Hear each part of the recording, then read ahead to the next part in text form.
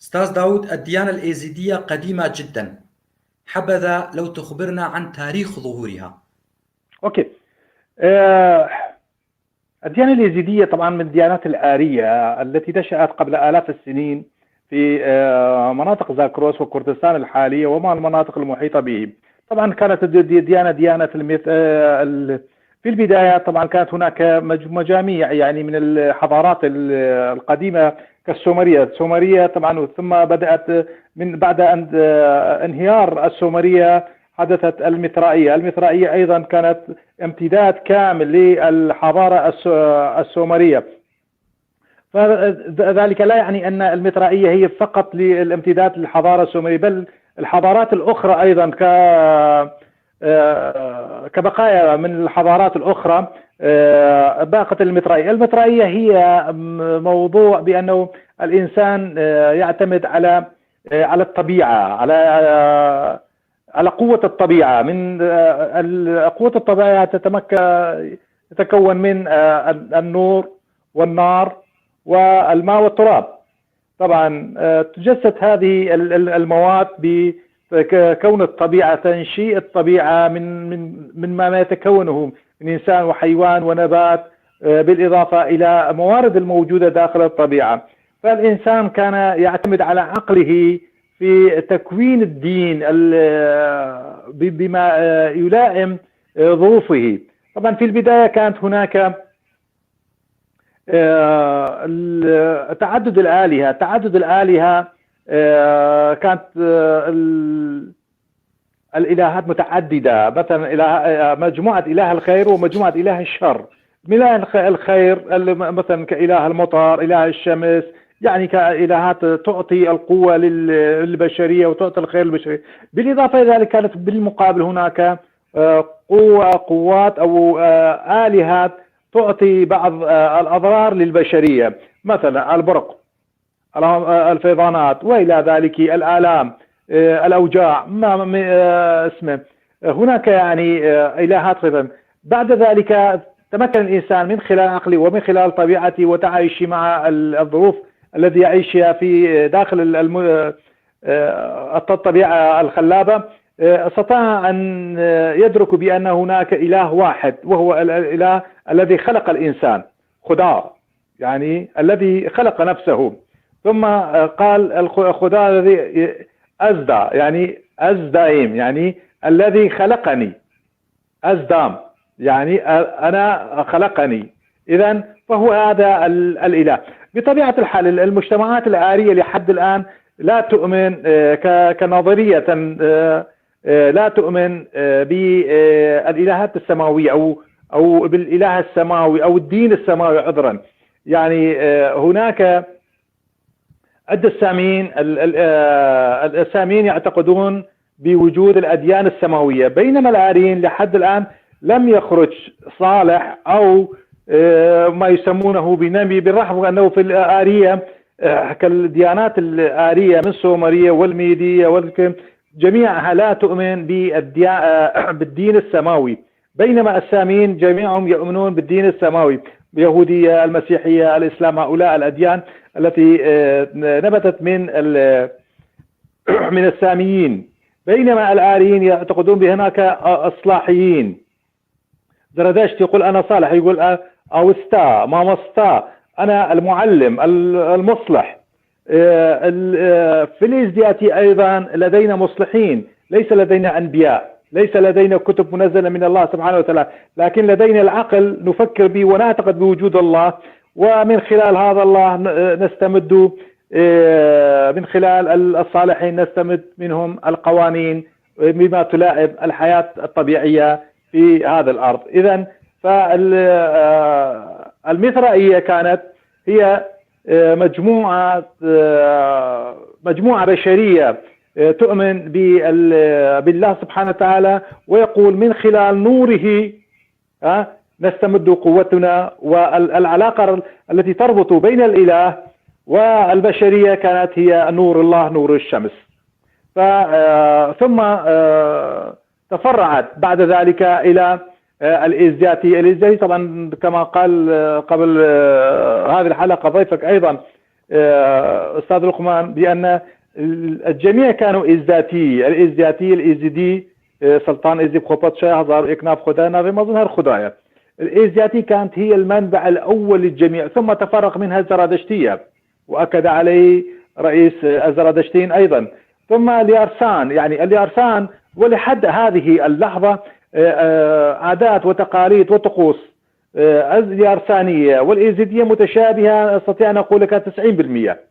يعني ما زالوا يعتقدون بنفس الاعتقادات وبنفس الطقوس والتقمص وانتقال الروح وإلى ما شابه ذلك من عادات وتقاليد وطقوس رسمية في مواعيدها، بالرغم من وجود بعض الأيام المتفرقة بين الديانتين.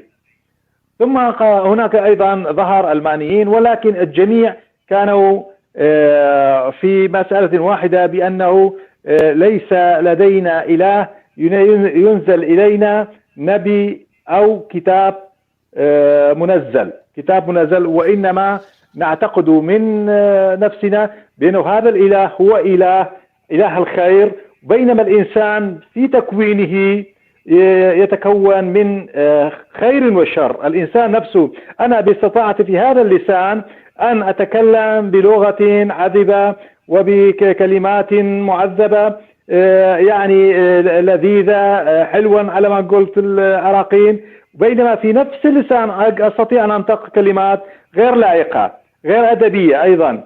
فالإنسان أيضا لديه بقلبه أيضا يستطيع بقلبه أن يحسد الآخرين، ولكن بقلبه أيضا يستطيع أن يحب الآخرين، أن يود للآخرين. بعقله أيضا يستطيع أن يفكر بمشاريع خيرية تخدم الإنسانية، وبنفس الوقت يستطيع بعقله أن يخطط لتدمير البشرية بما فيه. إذا الإنسان هو الذي يتكون من نفسه من إلهين الخير والشر، بينما الإله الواحد الذي جميع الآريين يعتقدون به، وليس الإيزيدية فقط طبعا. بينما الساميين لا، يؤكدون بوجود إله الخير والشر في السماء متصارعان، وهما أيضا لهما تأثيران على البشرية بشكل وبآخر. الأول يعطي تعليمات خيرية للبشرية، والآخر يسوسه إلى الانحراف نحو الشر. نعم تفضل.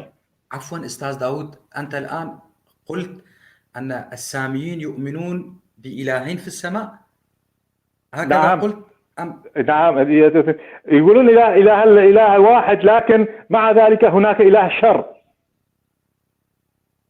إذن هناك إلهين، بالرغم يقول إله الله واحد، لكن مع ذلك يقولون أكون إله الشر موجود في السماء يقولون، ويبقى إلى يوم الآخرة، يعني إلى نهاية الديانة البشرية. إذن يعتبر إله، هذا يعتبر إله.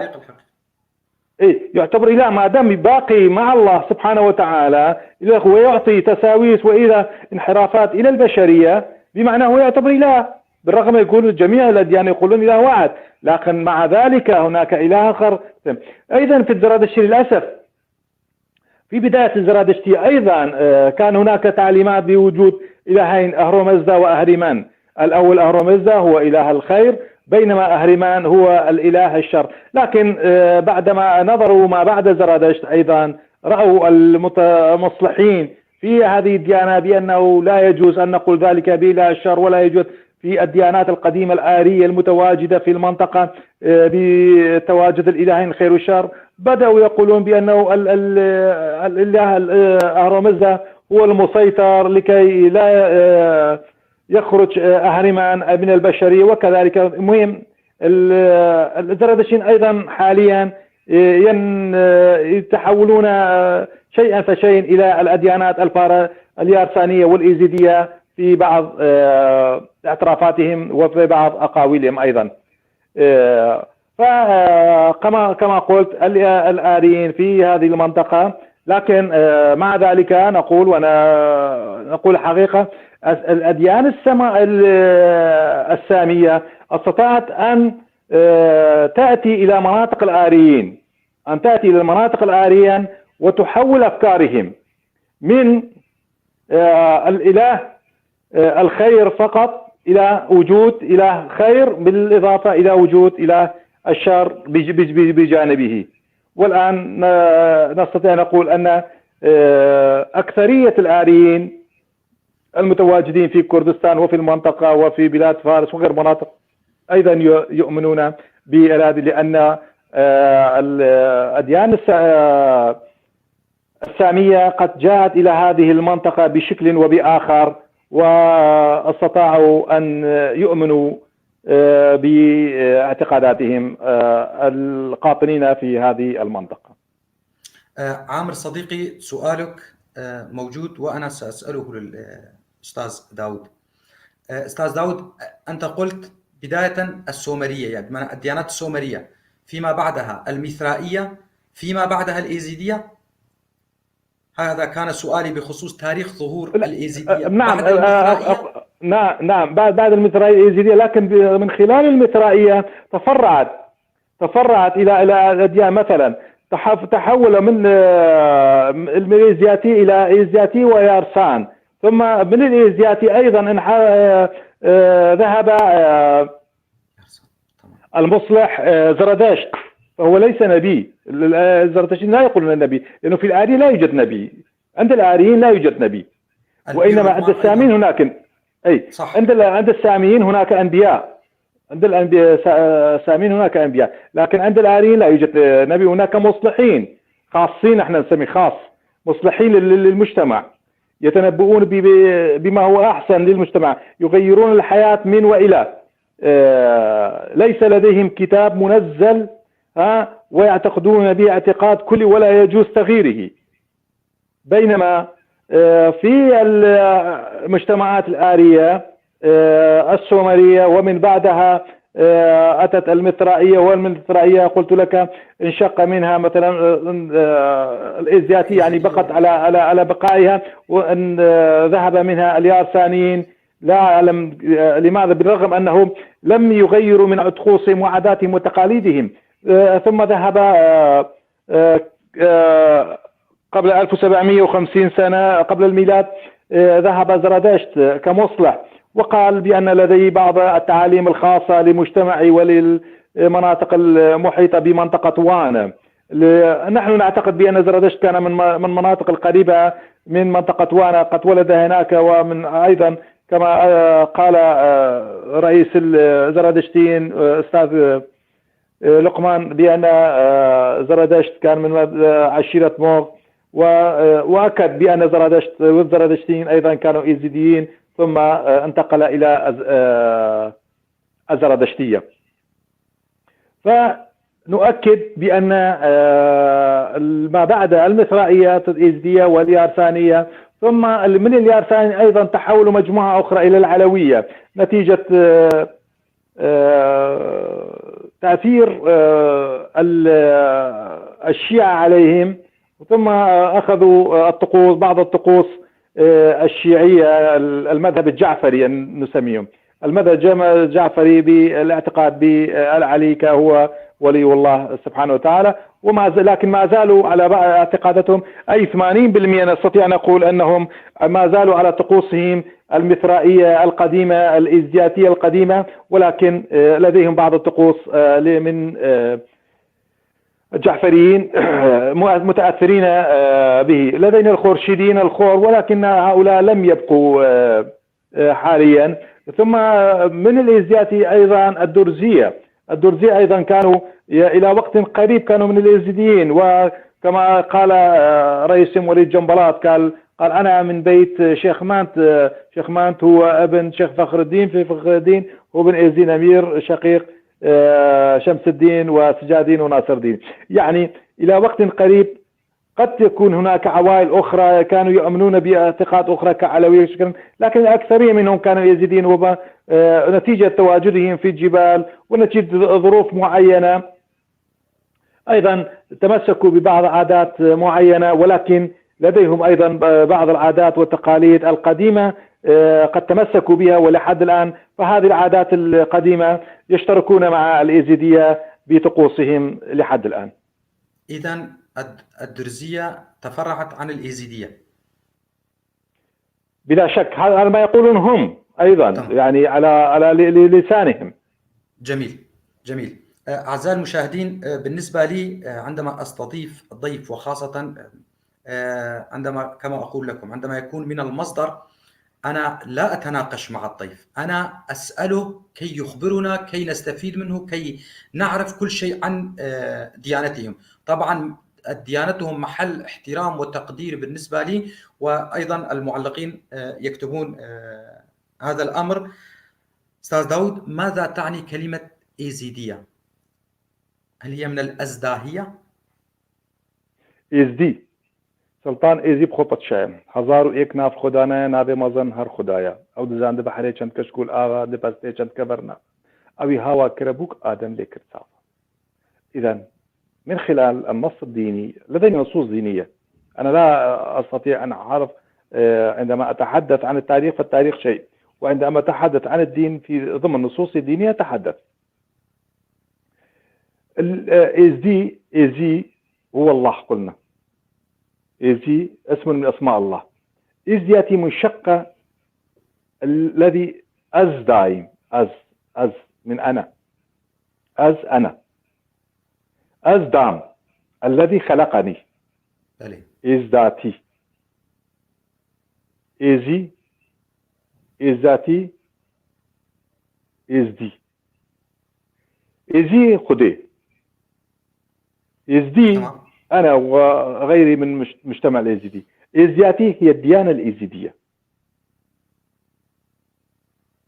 هي الديانة الإزدية. إزدي إزدي أنا يزيدي. إزدياتي إزدياتي المعتقد الذي أعتقد به. إزي هو الخدا الله إزي سبحانه جل جلاله. أوكي تمام. أستاذ داود، طاووس ملك. طاووس ملك حسب اعتقادنا بأنه طبعا لدينا ملائكة ولدينا مصلحين ولدينا ناس يؤمنون بالله سبحانه وتعالى، ولدينا أيضا بالرغم من اسمه كذا متصوفين، فكل ما في درجته. حسب اعتقادنا هناك في السماء ملائكة يساعدون الله سبحانه وتعالى بشكل وبآخر. فطاووس ملك أيضا هو أيضا من نور الله، فهو هناك موجودة في السماء لمساعدة الله في بعض أموره الكون. إذن هو من الملائكة. نعم من الملائكة ومن صنع الله سبحانه وتعالى، من خلق الله، من نور الله، حسب اعتقادنا وحسب ما نفهم منه حسب النصوص الدينية الإيزيدية. سؤال أستاذ، هل طاووس ملك يقابله، هل تعرف أي من الملائكة تقابله في الدين الإسلامي أو؟ والله فهو ملائكة من السماء، لا أستطيع أن أقول لك. البعض يقولون أنه جبرائيل ويقولون عزازيل. إذن وليكن أي اسم من الأسماء. هل رأى منا أي شخص أحد الملائكة ليقول والله لا هو إلا هو هذا الشخص؟ إذن الملائكة متواجدين في السماء، لا أحد يستطيع أن يقول لقد رأيت الملائكة بنفسي. وإنما هناك وجود اعتقاد قديم بأن يساعدون الله سبحانه وتعالى، هناك ملائكة صالحين في السماء، وليكن من يكن، وليكن عزرائيل، جبرائيل، دردائيل، شفقائيل، ميكائيل، ليكن أي واحد منهم. يعني لا ماذا يعني يتغير من الأمور يعني. جميل، مجرد استفسار كان طبعا، مجرد المعرفة. نعم. طبعا. أوكي. المعروف أستاذ داود في كل ديانة أن لها رسول أو مرشد. أنت قلت بالنسبة للدين الزرادشتي أو الأديان الآرية لا يوجد هنالك، لا نؤمن بوجود نبي يوحي له الله، وإنما يعتمد على العقل، الأمور الطبيعية، غير ذلك. ولكن سؤالي الآن، آدي بن مسافر، هنالك لغط على الأقل بالنسبة لي. عندما كنت أقرأ بعض الكتب عن الديانة الإيزيدية كانوا يقولون عنه عدي بن مسافر، اسم عربي، والبعض كان يقول أنه جاء من اليمن أو لبنان. ما أصل هذا الموضوع ومن هو آدي بن مسافر وتاريخ تواجده؟ أوكي، تحياتي لهذا السؤال. طبعا عزيزي، دائما نقول بأن هناك خلط في اللغة. عندما يقول العربي كلمة بالمقابلها كلمات أخرى في الكردية بحروف أخرى. العربي لا يستطيع أن يجيد بعض الحروف الكردية. صح. هذا شيء واقعي. صح. كالفي والتشي وكذا من الحروف الصعبة مثلا لا أستطيع. أيضا نحن في لغتنا الكردية أيضا لا نستطيع أن نجود الضاد والطاء والغاء ويعني والذاء، يعني هذه بعض الحروف لا نستطيع، إذا نغيرها بشكل وبآخر، نغيرها مثلا نقول هذا ضابط نقول ضابط، واقعي هذا. نقول هذا طار نقول طار، الطاء نحولها تاء، الذاء نحول لها دال، يعني تغييرات موجودة، يعني موجودة. أيضا نقول بطاطا. أي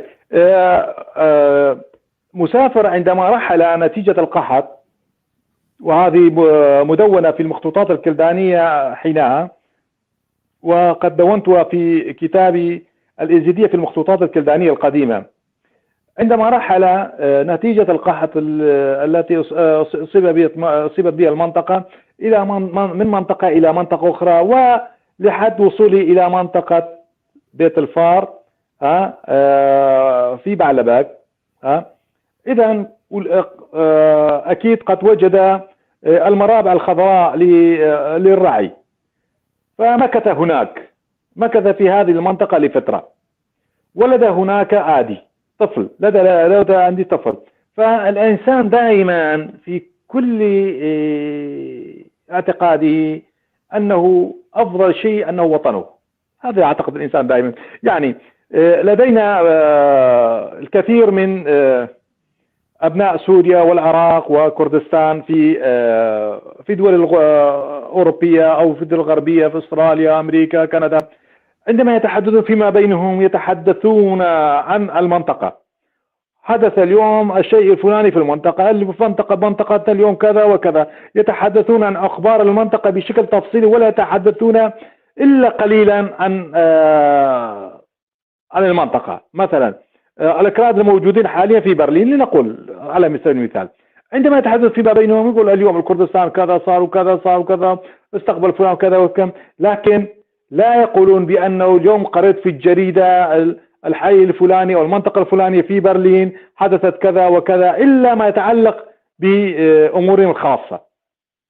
يعني هذا مسافر أيضا عندما صار عنده ولد قال أسميه على منطقتي، منطقة شيخان في منطقة هكاري، يعني نسميه، هي تسميتها هكاري، آديان قديما، هكاري، شيخان، ولات شيخ، يعني 4 أسماء لهذه المنطقة، 4 أسماء لهذه المنطقة، فسماها على اسم منطقته آديان، فمن الآديان سماها آدي.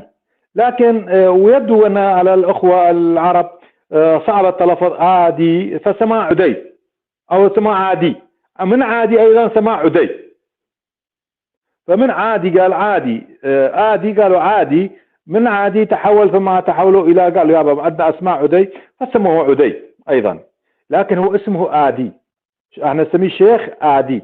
لحد الآن لا يوجد يزيد يقول شيخ عدي أو شيخ عادي، لا، شيخ آدي. فنسبة إلى اسم المنطقة تسمية المنطقة سماه آدي. طبعا الإنسان أيضا لديه بعض الصفات هذه كنا نقرأ في الكلية.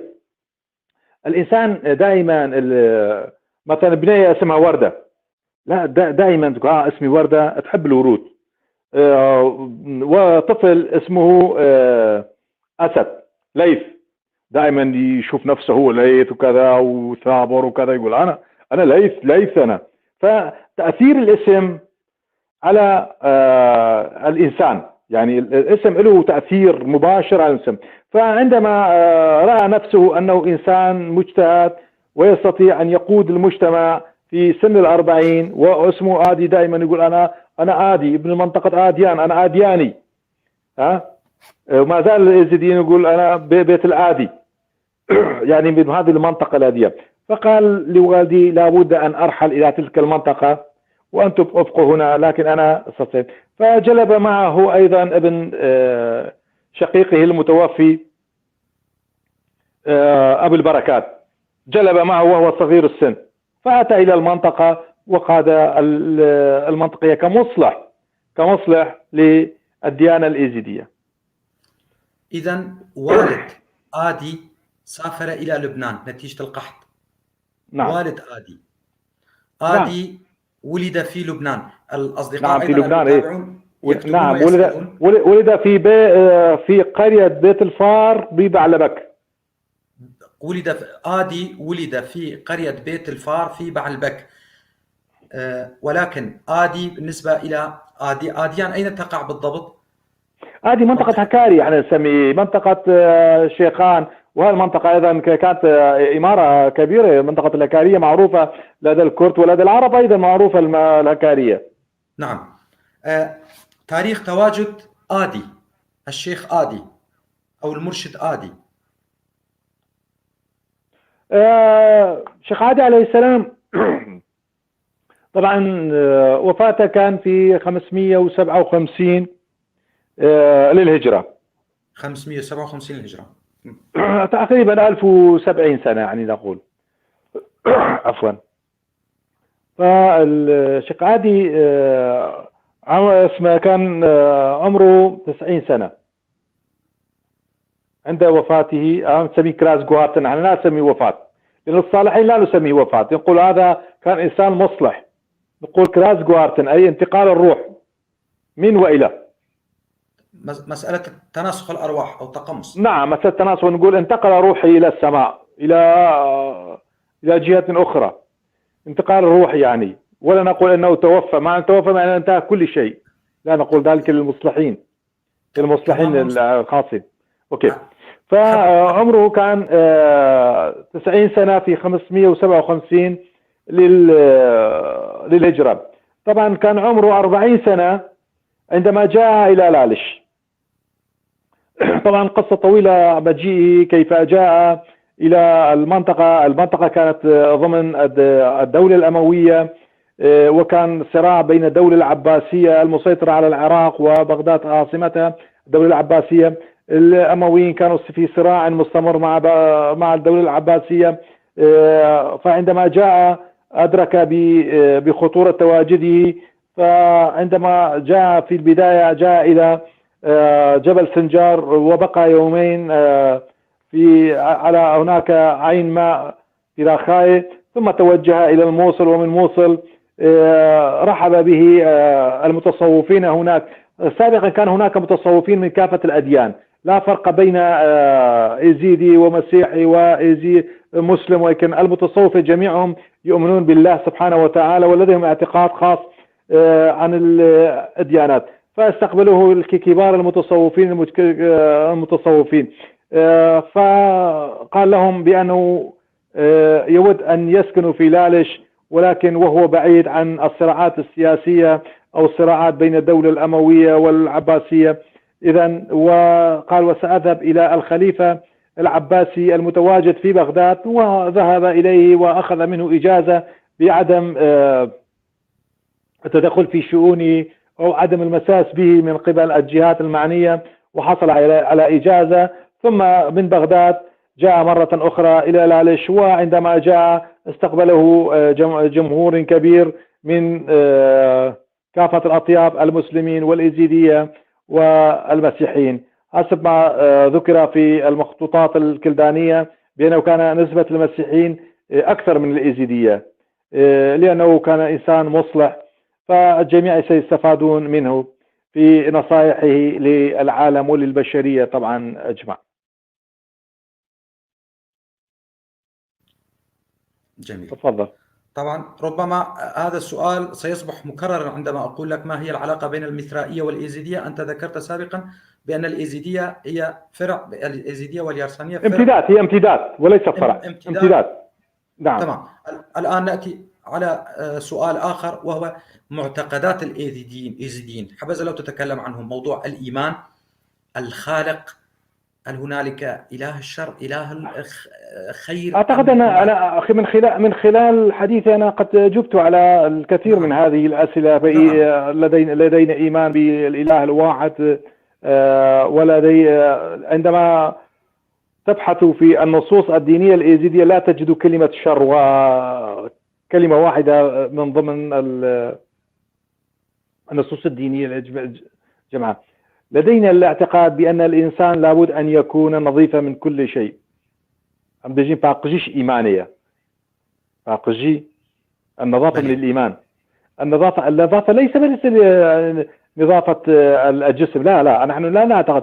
طبعا الجسم أيضا جزء منه، ولكن نظافة اللسان لابد أن يكون إنسان اليزيدي يكون نظيف اللسان، لا يكذب، لا يأتي بكلمات غير أدبية. يكون الإنسان اليزيدي نظيف من كافة النواحي، في لسانه أيضا في قلبه أن يكون نظيفا، لا يكون حاسدا وحاقدا على البشرية من الكلام. هذا أن يكون عقله أيضا نظيفا. لا قبل قليل أيضا تحدث عن الموضوع، لا يكون أن عقله أنه يخطط للجرائم، للإرهاب، لما شابه، لكسر شوكة الإنسانية، وإنما يخطط للبشرية بما هو أحسن، بما هو أفضل، أن يكون عقله يخدم البشرية كي يستفاد منه. الإنسان يستفاد من عقله ومن عقل الآخرين أيضا. لو تجمعت العقول البشرية لاستفاد الجميع من مخططاتهم، ولكن لو جميع البشرية يخططون من أجل انهيار البشرية، إذا ستنهار البشرية بلا شك. هل لأجل ذلك ثياب هم يفضلون الثياب البيضاء؟ نعم بالتأكيد، فيلبسون الثياب البيضاء ولا يلبسون يعني تغييرات. لدينا تغييرات أيضا، مثلا لو تلاحظ أنا لابس ملابس غير بيضاء بالرغم قميصي أبيض، لكن القميص أبيض. نعم قميص أبيض وداخل أبيض أيضا، كراس أدي أبيض. يعني الإنسان اليزيدي دائما يحب السلام. يعني كل ما يتحدث اليزيدي قبل أن يصلي يقول: يا إلهي أن أدعوك يا إلهي إلى جميع الأقوام 73 قوما وأنا منهم. ولا يقول أنا وثم والأقوام، لا، يا ربي تهفتي ودوم لا ستريني مجي بيرا يعني أنا وأنا منهم. يدعو للجميع وأقول أنا منهم، ولا يقول أنا ولا بعقد الأقوام، لا. هذه دائما أول ما يبدي بالصلاة لازم يقول هذا. أمر جميل. حتى لدينا حكمة كردية تقول، لدينا حكمة كردية ومذكور في كتابي، لدي كتاب الأمثال الكردية ولدي كتاب أمثال شنغال، كتبناها أنا والصديق قريان سيرو بالنسبة للكتابة بالكردية اللاتينية وبالكردية كما يكتبها الكرد في كردستان الجنوبية أو كردستان العراق. الحكمة الكردية تقول إيزيدي، يعني الإيزيدية خد يكراسي سبي جرك نقط لنكبة، يعني لباسهم أبيض يجب ألا يتسخ أبدا، دلالة على البياض. وهذا أمر جميل عندما يدعون لجميع الشعوب. في الإيزيدية هنالك عدة طبقات، أعتقد أنها 5 طبقات. حبذا لو تذكر لنا هذه الطبقات وما العلاقة. الطبقات 3: الشيخاني والبيراني والمريدين. شيخاني، بيراني، مريد. أي الشيخ هو أعلى طبقة؟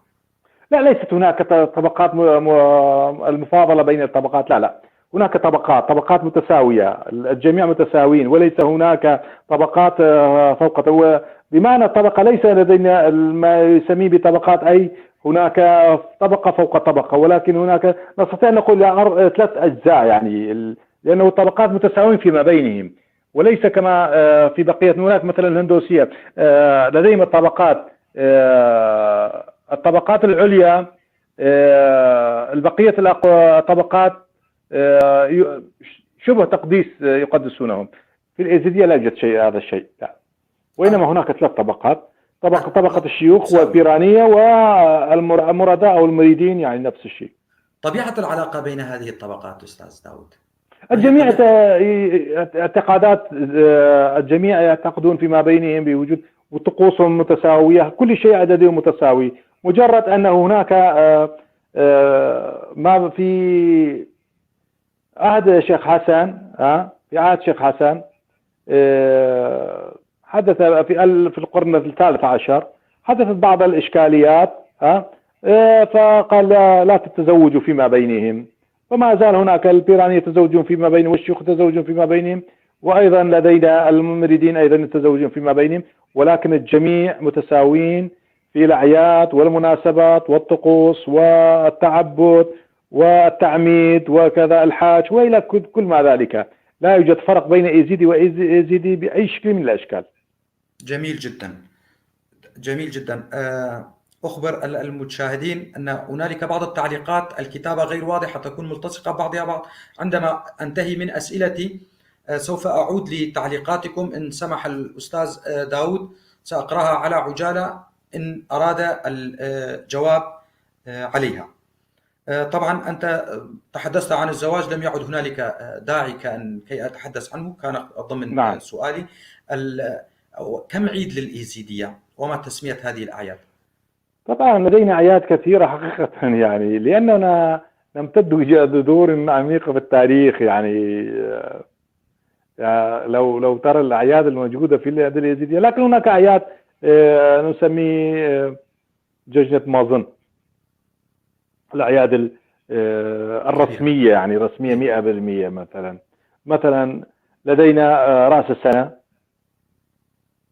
عيد رأس السنة، هي طبعا هي امتداد أيضا للأعياد الرسمية للمثرائية.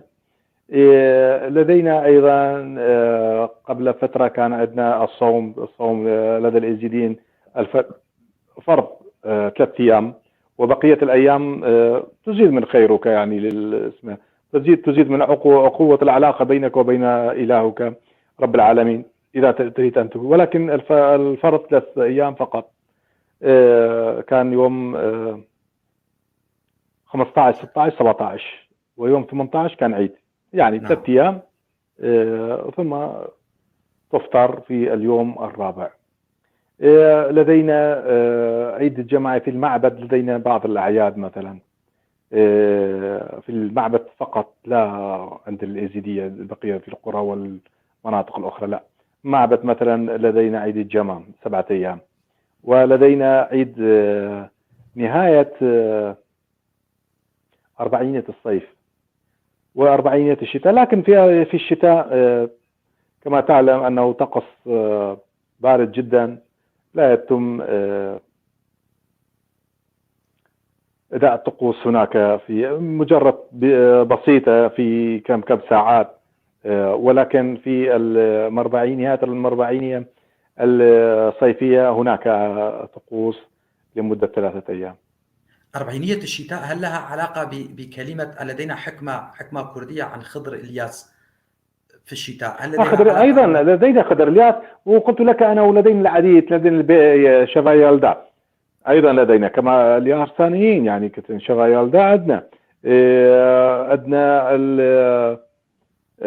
خضر إلياس، عندنا عديد عندنا العديد من الطقوسات وكذا. هناك أيضا عشائر لديهم طقوسات خاصة أيضا. يعني الحكمة الكردية تقول خضر إلياس قضاء قودك قش خلاص، بمعنى في خضر إلياس ينتهي المرض، ينتهي كل شيء. يبدو أن الحكمة لأنه يعتبر نهاية الشتاء، شتاء قارس جدا، يعني شتاء بارد يحمل معه الآلام والعذابات، وكان الإنسان لا يستطيع الخروج، وكان مواشيه قد خلص علفه، كذا كل شيء يعني. فنهاية المأساة تعتبر، يعني في خضر إلياس يعتبر نهاية المأساة. أستاذ داود، بالنسبة تحدثت عن الصوم لديكم في الأيام الثلاثة، هذه الأيام الثلاثة وبعدها يأتي العيد. الصوم لديكم هي امتناع عن الأكل والشرب الصوم طبعا اعتيادي، هو الصوم يعني يصوم، يعني يمتنع عن كل شيء. ولكن كما أكدت الديانة الإيزيدية، ليس أنك تصوم عن الطعام والشراب فقط، لا، تصوم عن لسانك، عن قلبك، عن عينك. حتى عينك ممنوع تشوف قضايا غير أدبية في عينك، أو محرم عليك أن تكذب. إذا كذبت أنت انتهى الصوم مالك.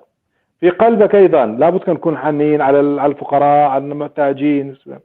في أفكارك، مو أنت صايم وتخطط راح نروح نقتل الشخص الفلاني، لا، أو نسوي حيلة للشخص الفلاني. هذا مو صوم احنا عندنا. إذا كان في بعض الأديان والطوائف الأخرى بين الصوم الامتناع عن الأكل والطعام، لا، ولكن جزء من هذه هي الامتناع عن تناول الطعام من الفجر. يعني الفجر هي فجر الشمس، يعني من شروق الشمس إلى غروبه. هذه عندنا الصيام 3 أيام فقط، ويفرض على جميع اليزيديين باستثناء عدم المدركين، يعني إنسان واحد ما عنده إدراك، يعني مجنون مثلا نقول، أو ما يفتهم بالدنيا، والأطفال والعجزة الذين لا يستطيعون، عاجز، امرأة كبيرة، رجل كبير بالعمر، عاجز. هذا الأطفال، أطفال إذا صغير ما يحسبه، والمرضى، لكن بشرط أن يعوضها في أيام أخرى. جميل. المريض لا يصوم،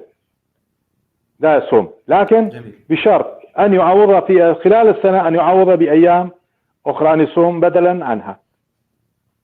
جميل. أستاذ داود، نرى البعض من أتباع الديانة الإيزيدية يقولون بأنهم غير كرد، عندما تقول علما أن لسانهم كردي، دمهم كردي، وجههم كل شيء يشبه، علما أن كتاب تاريخ كردستان للعلامة محمد أمين زكي يقول بأن الإيزيديين كرد أقحاح، لم يتصل بهم أي شيء آخر، بمعنى أنهم بمعنى 100% كرد. فيا ترى ليش؟ للأسف نعم، للأسف هذه الفكرة جاءت في وقت قريب نتيجة بعض الاضطهادات من الأخوة الكرد أيضا على أبناء عمومتهم الإيزيديين في مناطق متعينة، وسبب الهجرة وسبب القتل الجماعي وانتهاك حقوقهم. هل تعلم أن هجوم الأمير السوراني، أمير سوران محمد باشا الملقب بأمير أعور العين، قتل 80% من الإيزيدية؟ حرقوا في قريتي كان يقال، قد يكون مبالغ، لا أقول ذلك، قد يكون مبالغ، لكن حسب المخطوطات الكلدانية التي ذكرت موجودة في أديار المنطقة، كان هناك 7 أعراس في المنطقة، في القرية، كانت قرية كبيرة كلش، 7 أعراس في المنطقة، وآتوا وهجموا عليهم في الأعراس، قتلوا 10,000 في قرية واحدة. نحن لا نقول 10,000، نقول 2000. الجميع أين وضعهم؟ كان هناك قصور من الجص للمواشي الأغنام، وضعوهم واحد. كان طبعا قبل كان اكو بالقصر اكو فتحة من فوق للدخان، فتحوا هذه الفقرة وكانوا ينزلون بالرجال إلى أن امتلأ، ثم حرقوهم. وفي مناطق أخرى، أيضا بشكل تقريبي التاريخ. لا بس أكمل أستاذ علي. تفضل. فنتيجة بعض هذه الأحداث المؤلمة يقولون أنه والله لا عندنا علاقة مع الكرد ولا نحن كرد. إذا بعض الأحيان أخي العزيز، مرات إنسان يضوج من عائلته من عليه، يقول له أنت لا والله أنا مو بيت الفلاني، أنا واحد جاي ما أعرف منين، يقول لك على قولة العربي. صح. فنتيجة ظروف سياسية معينة، لا أقول جميع الأحداث لأن لا برنامجنا مو على الأحداث اللي المؤلمة. فنتيجة هذه الظروف المعينة البعض يقول لا والله أنا ما لي علاقة بالإكراد، لكن التاريخ شيء والأحداث شيء آخر. لو ننبش في تاريخنا ونبحث، أنا كباحث تاريخي أبحث عن التاريخ، عن الجذور، ليس لدينا غير هذا التاريخ الممتد إلى المطرائية وإلى السومرية وإلى الأقوام القديمة، ونحن لدينا تاريخ تمتد إلى آلاف السنين. بقينا على هذا الاعتقاد وسنبقى، بالرغم أنه يوما بعد آخر للأسف جغرافيتنا تتقلص. الأديان الأخرى، الأديان السامية تتأثر على الآريين. حاليا الآريين لا يستطيعون أن حتى أن يتبنوا فكرة واحدة نتيجة تواجد الأفكار السامية، الأديان السامية الذي يعتقدون بأنه وجود منزل لديهم كتب من السماء سبحانه وتعالى قد نزل إليهم، بينما في الآريين جميع الأديان الآرية لا يعتقدون بذلك. أكرر أستاذ، بالنسبة لهجوم الظالم الذي الأعور الذي قتل الكثير من أتباع الديانة الإيزيدية، هل تعلم بالضبط في أي سنة بشكل تقريبي؟ طبعا لدي تفاصيل الدقيقة عن كل الثورات اللي قادوها ضد الإيزيدية. هل تعلم لحد الآن قد دونت بالوثائق 161 فرمان على الإيزيدية؟ 161 لحد الآن، وراها متواصل بعد. قوم يتحمل 161. هناك أقوام لا يتحملون فرمان واحد. صح. الفرمان كي يفهم بعض الإخوة، الفرمان هي عملية إبادة جنوسايد يعني. لكن يعني نعم، كل من رأيته في شهر الثالث 1832 أمير الأعور 1800.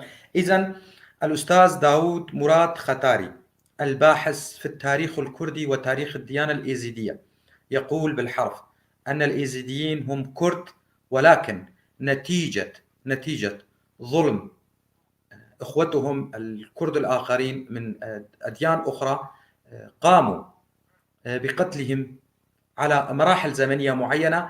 فالبعض من الإيزيديين يقولون كلا نحن لسنا كرد. هذا ما قلته أستاذ. نعم صحيح؟ نعم، وقل وكرر ذلك. نعم، لكنهم كرد أصليون، وهم أصل الكرد الإيزيدية. نعم بالتأكيد. صحيح. هل يستطيع كردي واحد ليأتيني كردي واحد ويقول أنا لست آريا ولست مصرائيا ولست سومريا ولست كذا، وليأتيني شخص واحد كردي، يأتيني واحد يأتي بتاريخي، وإن كان لا أقول ذلك، قد يكون مهاجرا من الساميين، لا دعنا عن هؤلاء، قد يكون مهاجرا من الساميين وأتى إلى هذه المنطقة وسكن فيها نتيجة فتوحات، نتيجة تأثير ديني، نتيجة كذا لسبب ولآخر. أما أن يقول لي أنا آري وكردي ولست من أتباع الإيزيدية سابقا أو المثرائي، قلت لك نحن امتداد للمثرائية وللسومرية والأديان القديمة. إذا ليأتيني شخص واحد وإن قال ذلك له حق. أعتقد لا يستطيع. الكرد آريون، خاصة جغرافية كردستان معروفة، تاريخيا أيضا هم معروفون، ولكن الكرد إيزيديين، فيما بعد مثرائيين، زردشتيين، وفيما بعد أصبحوا سواء المسلم المسيحي اليهودي، ولكن بالأصل أعتقد الغالبية من درس أو من قرأ أو من يلاحظ يعرف التاريخ جيدا في هذا الأمر. جوابك جميل جدا، وكنا ننتظره، والكثير من الكرد خاصة الكرد في كردستان الغربية وكردستان سوريا كنا ننتظر هذا الأمر من مصدر معين منكم، أن يقول لنا يعني لو سمحتم قولوا لنا أنتم الإيزيديين هل كلكم تقولون بأننا لسنا كرد أم البعض منكم، وما السبب؟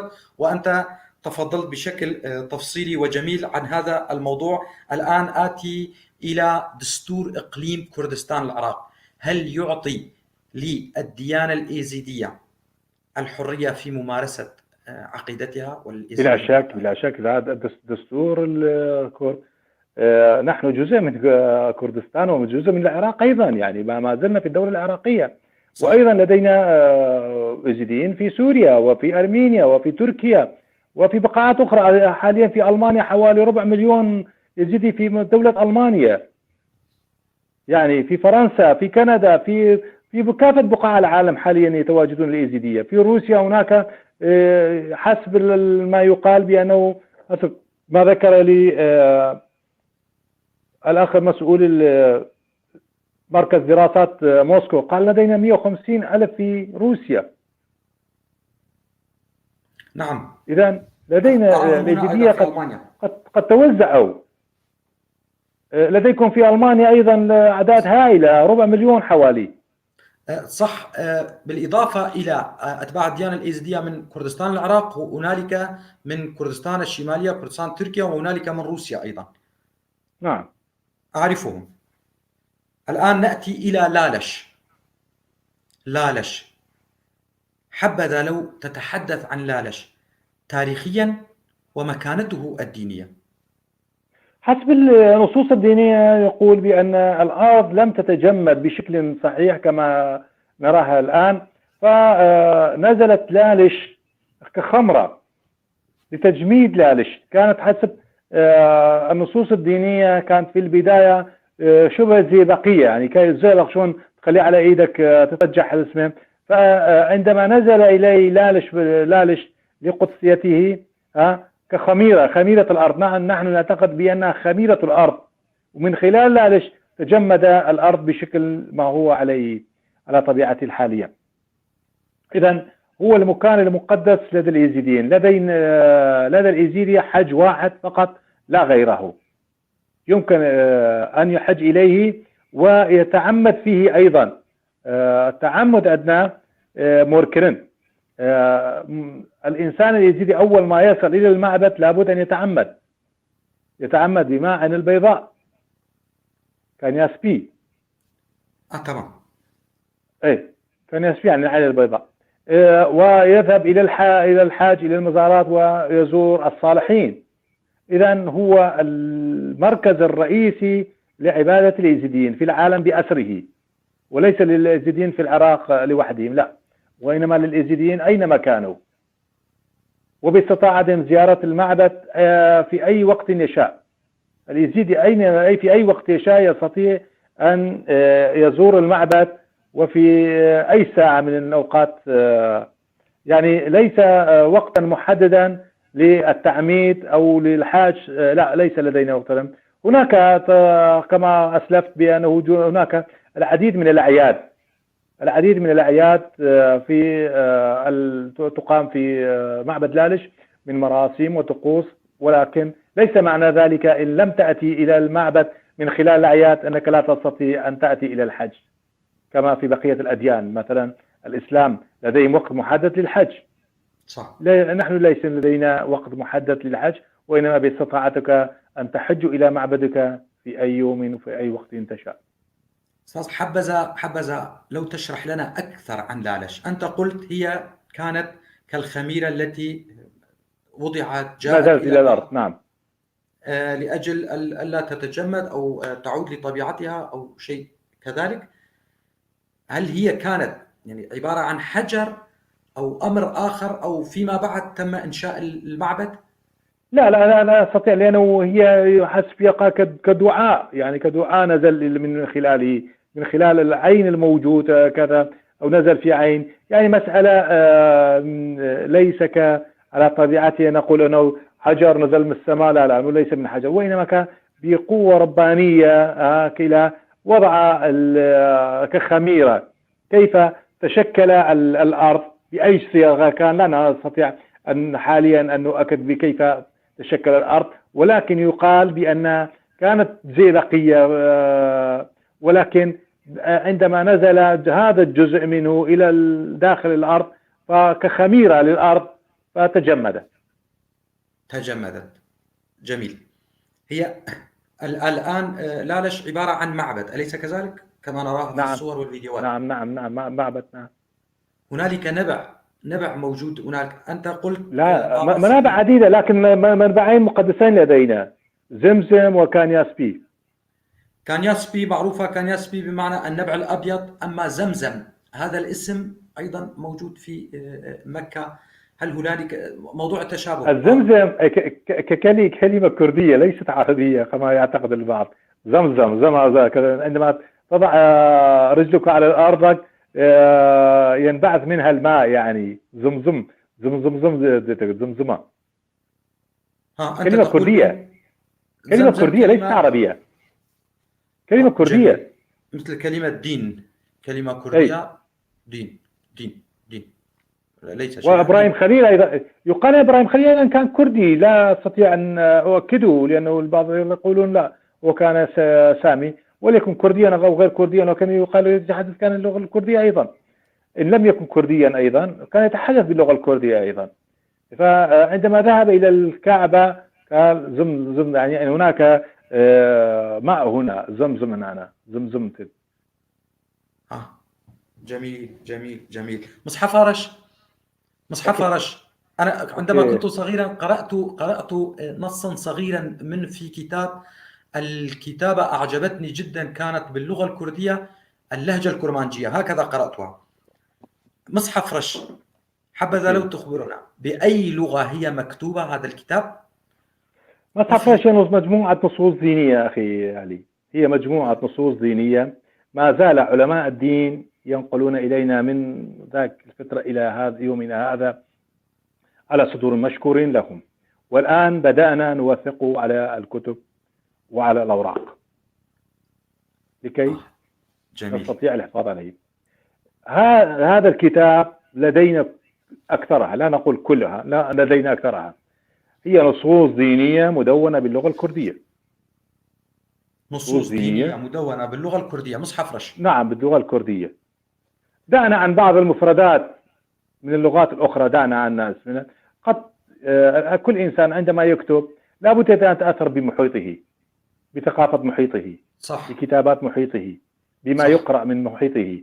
جميل. فأيضا الذين كتبوا المصحف رش طبعا عندما كتبوا مثلا الذين كتبوا من هم شيخ فخر، في حيران، داود بن درمان وآخرين، لكن هؤلاء لم يكتبوا من نفسهم، هي ليست رواية، وإنما كتبوا ما كانوا يؤمنون به، وإنما جددوا. أقول لك مثالا على ذلك. أحمد الشاعر الكبير أحمد خاني بلي. كان يزيدي طبعا، العلم قد يستطيع قد يقول بعض الأخوة كان مسلما، لا كان متصوف يزيدي هو. والده شيخ الياس. نعم لدينا دلائل ووثائق أيضا. عندما تقرأ سمعت ترى الإزياتي في نصوص أكثر أشعاره. لكنه العفو منك أستاذ، لكنه يمدح الرسول محمد. نعم يمدح، نحن أيضا نمدح الأنبياء، كل مصلح. الإزيدية يمدحون كل المصلحين الذين كل إنسان يدعو إلى السلام، إلى المحبة، إلى التعاون، نمدحه. أمر جميل. أوكي.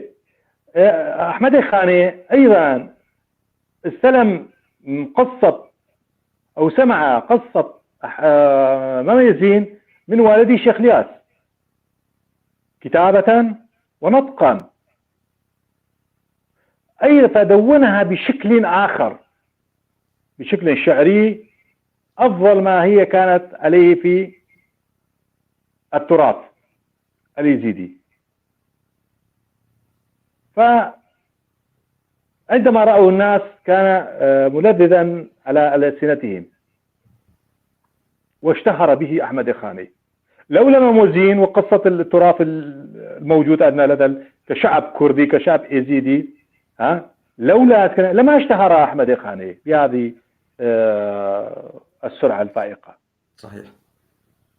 إذن ما دونه هؤلاء الذين نتحدث عنهم من شيخ فخر وبير حيران وداود بن درمان وبير كمان، هؤلاء أيضا أخذوا نصوص الدينية القديمة الإزياتية وكتبوها بشكل مجدد، تجديد النصوص القديمة. هل أفهم من ذلك أن مصحف رش عبارة عن آيات دينية تتحدث عن معتقدات الإيزيديين تم نقلها شفويا من الأجداد قديما إلى الأبناء بدون أن تعرفوا المصدر الشخص الفلاني، الشيخ الفلاني، البير الفلاني كتب هذا؟ بالتأكيد هذا ما قلت لك. والآن نستطيع أن نضع كما في الكتب الأخرى، نقول للناس هذا نصوصنا وهذا كتاب مقدس، لكن كبقية لا نستطيع أن نقول نعم هو كتاب نعتمد عليه كنصوصنا الدينية في كل شيء. جميل. لكن لدينا الجلوة. دائما يتحدثون الكتاب عن كتابين رئيسيين مقدسين لدى الإيزيدية. الكتاب الجلوة لأهل الخلوة هو ما كتبه الشيخ حسن بن شيخ آدي بن أبي البركات بن مسافر. هذا الكتاب عن تكوين الدولة الإيزيدية، وبينما الكراد يقولون الدولة الكردية بشكل أصح، ولو كان الشيخ الكراد يسموه شيخ الكراد، جميع المتصوفين كانوا يسموه شيخ الكراد. هذا الشخص كتب عن كيفية تكوين الدولة، كيف تسير إلى الدولة كيف تسير بأي شكل من الأشكال، بحيث تمتد إلى قرون وقرون. ولكن نتيجة الفرمانات وما ألم الشعب الإيزيدي إلى أوجاع عبر قرون وقرون فقدوا هذا الكتاب. نحن الآن أيضا بعقولنا أيضا نكون كتب عن كيفية تدبير أمور الدولة، كيفية تدبير أمور الإيزيدية باستطاع العقل الإنساني. الإنسان لديه عقل، الله سبحانه وتعالى وهبنا شيء عظيم وهو العقل، بالرغم كل شيء أدنى عظيم. اللسان كيف ننطق نتلذذ به، السمع كيف نفرق بين صوت إنسان الفلاني والإنسان الفلاني والحيوان الفلاني والطير الفلاني كيف تكتم، هذه المعدة التي تهضم وتبعث كل فيتامين إلى جهة معينة، يعني كل شيء عظيم لدى الإنسان. صحيح. باستطاعة هذا الإنسان بعقله وبمحبته وخير لبقية الأخوة الآخرين من بني البشرية الإنسانية أن يخدم الإنسانية بأفكاره. فليس معنى ذلك لدينا كتاب مقدس جلوة عندما فقدنا كل شيء، لا، نحن لم نفقد عقولنا. صحيح. الإنسان لا يفقد عقله أبدا إن أراد، وإن لم يرد، إن أراد أن يكون في اتجاه الشر هذا شيء آخر يعود له. جميل. أنا لم أسألك عن قبلة الإيزيديين لأنني أعرف في الحلقة الماضية البير لقمان قال أيضا يتجهون باتجاه النور باتجاه الشمس. نعم. نعم. وقرأتها سابقا أيضا. إن كان لديك بضع دقائق هل لي أن أقرأ تعليقات المشاهدين؟ هم معنا منذ ساعة. ما يخاف، إذا أكو أسئلة عسرة أجاوبهم إذا أكو أسئلة. تمام. همبر على أن تكون الأسئلة خارج نطاق ما تحدثت إليه. تمام. همبر من قاموس المقيم في تركيا يقول البير لقمان قال أن هنالك 6 أديان نزلت على الكرد بينها الزردشتية والإيزيدية والأربعة المتبقية ماذا كانت؟ قلت له سؤالك جاء متأخرا إلا إذا أراد الأستاذ داود أن يجيب عليه. لا أنا قلت أنا الزردشتية كان من المصراعية من الإزياتية القديمة. أيضا الألمانيين ظهروا، اليارسان ظهروا، الكاكايين كجزء من اليارسانيين ظهروا، العلويين كجزء من اليارسانيين أيضا ظهروا، الإزياتية المتبقية كامتداد للمصراعية والسومرية أيضا ما زالوا باقين. يعني الدرزية أيضا انبثقوا من الإيزيدية. يعني الجميع منبعهم واحد، أنهم مصراعيين سومريين. جميل. بالنسبة لجميعهم أرسلوا لك التحية والاحترام. بالنسبة للأسئلة التي تم أصلا الجواب عليها ليس من الضروري أن أقرأها، ولكن هنالك حتى بالنسبة للتشابه بين الإيزيدية والدرزية لم يعد هنالك حاجة. الأستاذ قال الدرزية من الإيزيدية. مصطفى رشيد، دعني أقرأ أيضا. آدي بالمسافر تم الجواب.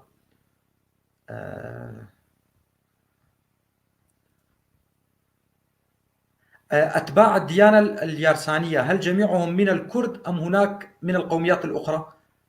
لا، جميعهم من كرات، جميعهم من المنبثقين من نفس اليزيدية، وما زلنا قلت لك 90% من نفس الموروث موجود لدى الطرفين. جميل. هنالك مصطفى رشيد يقول العبادات الموجودة في الديانة الأزداهية يعني عددها أوقاتها الاتجاه قلنا الاتجاه باتجاه الشمس، أما بالنسبة لصلواتهم لم نذكرها، ذكرنا الصوم. هل هنالك صلاة؟ أنا أعرف بأن نعم هناك ختان، هناك صوم، قلت لك 3 أيام صوم فرض على اليزيديين، هناك ختان، لدينا. هل الصلوات على أعداد مثلا في الصباح؟ أعرف أن في الصباح عندما تشرق الشمس نعم، في الصباح وغروب الشمس، وعندما تنام أيضا لابد تدعي من ربك، قل ربي أنه تغفر لي وأنا نائم وكذا، خاطر أخذ الصبح وقاعد أبقى متواصلا معك، يعني تدعي من ربك طبعا باللغة قبل النوم، كلها باللغة الكردية. جميل جدا. مولر يقول هي السماوية، قلنا مولر الأستاذ شرح هذا الموضوع بالتفصيل. مصطفى رشيد يقول من أين جاءت كلمة اليارسانية؟ على الحق، ما معناه باللغة العربية كترجمة؟ يارسان حق، يار صاحب أو صديق، صح. أهل سان الياسانة أهل الحق. أهل الحق، نعم. جميل. كترجمة ده كلك يارسان أهل الحق. نعم. محمود عبد الله كولو وهو أخي يقول طبعا يرسل لك التحية ويقول كنت أنتظر هذه الأجوبة كثيرا وكانت تهمني هذه الأجوبة، ويقول في الدين الإسلامي على لسان الراحل الدكتور محمد سعيد رمضان البوطي ذكر أن النبي زردشت هو رسول من الله ولكن لم يذكر اسمه في القرآن. طبعا هذا رأيي، أقول لا تناقش مع البير لقمان، أيضا أنا أرى وأتمنى أن يكون النبي زردشت، وحدثت معي مشكلة في الثانوية مع أستاذ التاريخ لأنني قلت بأن زردشت نبي وكان هو يقول كلا فيلسوف. طبعا هو كان وتمت الشكوى عليه لأنهم قالوا لأن زردشت كردي، علي يقول بأنه نبي. الحمد لله لم يتم فصلي من المدرسة بسبب هذا الأمر. يقول هل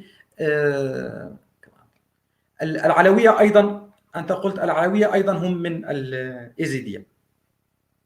قلت لك كجزء من الاسماء ايضا، يعني هم انشقوا من اليارسانيين، يعني اخيرا هم انشقوا من اليارسانيين، يعني الحق، يعني هم انشقوا في الاونه الاخيره، ولكن ما زالوا، يعني لو تاتي الى بعض العلويين خاصه لديهم طبقه منهم او جزء منهم اسمه يسمونهم طاوسيين، هؤلاء بكل تفاصيلهم وعادة وتقاليد مع اليزيدية بكل تفاصيلهم، ولكن عندما تأتي يوم الشهيد حسين عليه السلام يبدأون بالضرب على أنفسهم بس، فقط هذا هو التغيير بين العلويين والإيزيديين أو بين العلويين والإرسانيين. لا تغيير شيء. جميل. منتصر داود من عامودة ومقيم في السويد يقول ما علاقة طائر الطاووس الذي يستخدمه الإيزيديون في بيوتهم مع طاووس ملك الملائكة؟ أخي الطير طاووس كطير جميل، كل الأديان لديهم بعض الشعارات، الأحزاب الحالية، الأقوام وكل شيء، حتى القبائل كذا كانت كم. فإذا الديانة الإيزيدية أيضا اتخذ من هذا الطير كطير جميل نظيف، مش مثلا قد ما تصور أنه ينبعث الحب منه، ينبعث السلام من عنده، يأتيك بمحبة بأذرعه الأنيقة، بريشه، بتلوين ألوانه، يعني طير جميل كشعار للإيزياتي. جميل. ميزوبوطاميا يسأل هل يمارس الإيزيديون التقية؟ تقية شنو؟ ولا ما أعرف شنو التقية. ميزوبوطاميا لم أفهم يعني ماذا يقصد بالتقية؟ يعني متقين يعني متقين بالعباد، ما أعرف، لا كان عذرا عن الاسم. مصطفى يقول ما هي المحرمات، يعني من العادات والتقاليد، الأكل، اللبس، المحرمات بالنسبة المحرمات ليس لدينا في الإيزياتي محرمات بما معنى المحرمات، وإنما لدينا مثلا كان في السابق يقول قبل أن أجيب على ذلك، يقول لدينا في الإيزيدية هناك محرمات وهناك ممنوعة أو ما شبه بذلك. مثلا نقول بالكردي بيسا أفتشتي بيسا وأبي محرمة. هذا من غير المحبذات، من غير المحبذات، وهذا شيء محرم. مثلا الخاس يقول لك غير بيسا، لأنه المتصوفة والناس المتصوفين الإيزيديين يرون أنه لا يمكن تنظيف الخس من بعض القاذورات أو بعض الحشرات أو بعض الكذا. دائما كثير الطبقات الهوائية عندما تمسكها من لزجة فتمسك به بعض الأوساخ. سابقا لم يكن هناك تايت وصابون وشامبو وشغلات لتنظيف هذه المادة، فأيضا كان دائما يقولون لا تستطيع تنظيفها باش تخسب بيسا، ولكن غير محرم.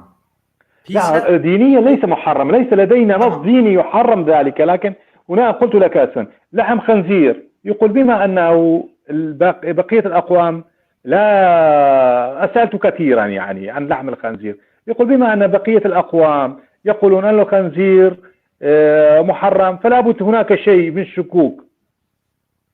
شك فيه، أكو شك يعني ليش محرم. يعني حتى في الاعتقادات القديمة حتى السومريين قالوا لا تربوا الخنزير. يقول مو محبة ربي خنزير، يقول بدل ما تربي خنزير ربي لك حيوان آخر.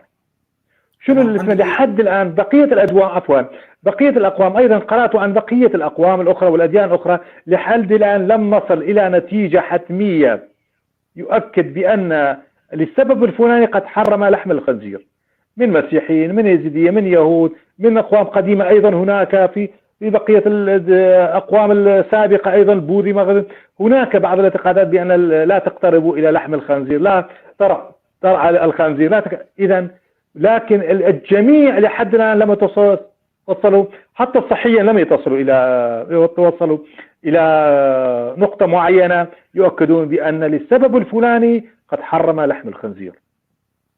هناك بعض الاعتقادات وبعض المفردات تقال، هناك من يقول بأنه كذا وكذا وكذا، أنه حيوان وحشي، أنه حيوان وجهه غير محبب، وهناك من يقول بأن على كل حال يعني آراء كثيرة، ولكن لم يتفق عليه الجميع الأديان أيضا حتى فيما بينهم. جميل. إذن في الديانة الإيزيدية لحم الخنزير غير محرم، ولكن لأنهم يقولون بأن الكثير من الأديان أو الأقوام الأخرى ترى بأنه أمر غير مستحب، هم أيضا لا يأكلون لحم الخنزير. لحم الخنزير يعني لا يحبذون لحم الخنزير. الخس لحم الخنزير أنت قلت لا ليس محرم. أنت قلت غير محبب. غير محبب، نعم غير محبب. أما لحم الخنزير أيضا قلت كما أسلفت لك السلام. تمام. جميل. ولكن المحرمات لدينا الكذب. تمام. الكذب محرم، النفاق محرم، القتل محرم، إذاعة النفس محرم، أن تؤذي الآخرين محرم. يعني هذه القضايا كلها محرمة لدينا. الزنا محرم، الزنا محرم، الزنا محرم. تمام. نعم، يعني هذه القضايا محرمة لدينا. لا يوجد تعداد الزوجات في الديانة الإيزيدية؟ أم يوجد؟ لا يوجد تعدد زوجات، عدد محدد، لكن شوية احنا نحترم المرأة أكثر. مثلا نقول نحترم المرأة، مثلا من عائلتي أنا أجدادي ما حد متزوج اثنين. احترام على أساس ما أعرف هل هو احترام نوعا ما. يعني يحبذ أن تكون امرأة واحدة، ولكن بعض الناس مثلا ما يولدون عندهم وكذا، أسباب صحية، أسباب كذا، يعطون الاثنين. لكن كالمحبذ لدى الإيزيدية أن تتزوج واحدة، ولكن لظروف معينة أن تتزوج أكثر. لا أعلم ميزوبوطاميا يسأل لو أمكن قصة الخلق في المعتقد الإيزيدي إن لم يكن الشرح طويلا. لا أعلم هل هنالك قصة الخلق؟ نعم قصة الخلق موجود والله، بس طويلة، يراد لها برنامج كامل. برنامج كامل. هل هنا مصطفى رشيد يسأل: هل هناك في الديانة الإيزيدية ما يدعو إلى الحرب والغزو والسبي؟ والله ثم والله ثم والله، لو لا. تأتي وتتفتش عن كل نصوص الدنيا كلمة شر ما توجد فيها، تمام. كلمة الشر ما تلقى بها. أعلم ذلك، لا فكيف يوجد. ندعو تمام. إلى القتل؟ كيف ندعو إلى القتل؟ نحن شعب سلام، حتى ملابسنا بيضاء يا أخي، ملابسنا بيضاء. صح. كيف ندعو إلى القتل، إلى الدمار، إلى الهلاك؟ كيف قلت لك عندما نصلي والله ثم والله، الإنسان الإيزيدي عندما يصلي يقول: يا إلهي أنه تحفظ جميع الأقوام، نقول 72 قوم على العالم المسلم وأنا منهم، ولا يقول اللهم احفظني ثم احفظ الأقوام، لا، ويقول وأنا منهم. دعاء جميل جدا، دعاء جميل جدا. كي أن أنتهي من الموضوع. رياض يسأل، هو من قريتي وصديقي ولكن مقيم في السليمانية، يقول: لماذا الدين مثلا الدين الإيزيدي منغلق على نفسه غير منفتح؟ يعني بمعنى والله هل يقبل نخاف من الإيزيدي؟ قل له والله نخاف منكم، إذا فتحنا كل ما يتزوج واحد مسيحية ومسلمة ما راح يبقى واحد من احنا خفنا على نفسنا وغلقنا الباب. بس راح نفتحها على قريب، باب ما ضل شيء، راح نفتحها. قول له فرج خادم. إن شاء الله. ياسر تارو يقول: لقد تحدث الأستاذ داود عن العباسيين لكنه لم يوضح لماذا كان آدي يخشى على نفسه من العباسيين، فحسب ما ذكر في بعض المصادر التاريخية أن الإيزيديين كانوا موالين لحكم الأمويين، لذلك كانت نشأة الإيزيديين. لا لا لا لا لا لا لا لا لا. أخي العزيز، طبعا الصراع عندما تكون بين دولتين، وإنسان يتحول من دولة إلى دولة ثانية، وإنسان معروف، لا بد أن يكون يدور حوله الشكوك. فبدلا من ذلك طلب الإذن والإجازة الرسمية من الخليفة أن يذهب إلى منطقته ويبقى على عاداته وتقاليده وتصوفه ويتعبد في معبد لالش. وعندما رأى الخليفة أنه جاء من المنطقة الأموية ودخل عليه وقال له: والله أنا لست إنسانا مؤذيا، ولست ضد الدولة العباسية، ولا أقوم بثورة ولا إذن أدرك بأنه إنسان متقي لله، فمنحه إجازة بالتوجه إلى منطقته ويتعبد هناك مع قومه. تحول من منطقة الأمويين إلى منطقة العباسيين. نعم. جميل. مكانة المرأة في الديانة الإيزيدية، مصطفى رشيد يقول: هل هنالك تساوي بين المرأة والرجل في الديانة مو قلت لك مثلا نقدر نتزوج اثنين، شو باب تساوي فيها؟ تمام. يقول: إذن هنالك تساوي، طبعا هناك تساوي، ليس لدينا أي فرق بين الاثنين. تمام. زكريا يقول: سؤال موجه لضيفك: أي فكرة أو عقيدة حتى تكون حقيقة لا بد أن يكون لها واقع وتنطبق الفكرة على واقعها وندرك ذلك الانطباق، وألا تبقى مجرد فلسفة فرضية، فما هو الدليل العقلي على الإيزيدية؟ نعم، فليأتيني الأخ زكريا بفرمان واحد فعله الإيزيديين على بقية الأقوام، ولو معركة بسيطة قادها الإيزيديون ضد بقية الأقوام، لقلت له نحن على خلاف على ما قلت. جميل.